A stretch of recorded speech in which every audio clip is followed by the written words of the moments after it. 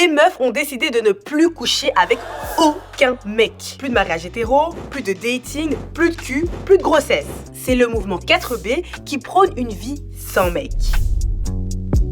Depuis la réélection de Trump, le 5 novembre, des Américaines ont rendu viral le mouvement 4B en signe de résistance féministe. Sur Twitter, t'as ce post qui a été vu des millions de fois et qui dit « Il est temps de fermer vos utérus aux hommes. Cette élection prouve plus que jamais qu'ils nous détestent et nous détestent fièrement. Ne les récompensez pas. » Et elle a pas tort, c'est vrai qu'il y en a qui sont un peu trop à l'aise. Hey bitch, we control your bodies. Guess what? Guys win again. You will never control your own bodies. Your body, our choice. En gros, face à la vision dégradante qu'a Trump des femmes, And when you're a star, they let you do it.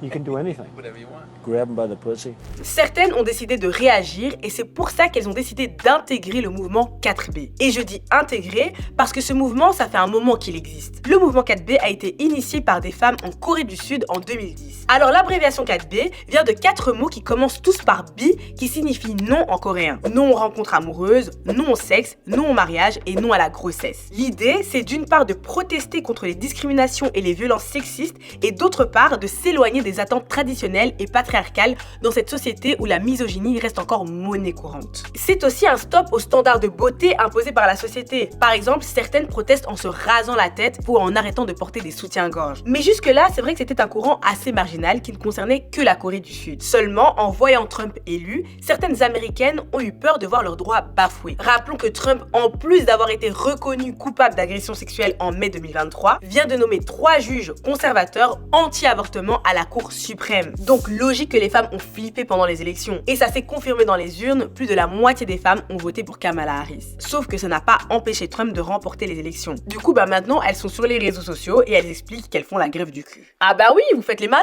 les mascus. Mais maintenant, bim, plus de date, bim, plus de bébés, donc bye l'humanité. Alors pour le moment, le mouvement n'a pas encore traversé nos frontières, mais j'aimerais avoir votre avis. Pensez-vous que c'est une démarche qui peut perdurer et avoir du poids avec le temps? Donnez-moi vos avis en commentaire, mais en attendant, vous connaissez la chanson, vous prenez soin de vous la famille.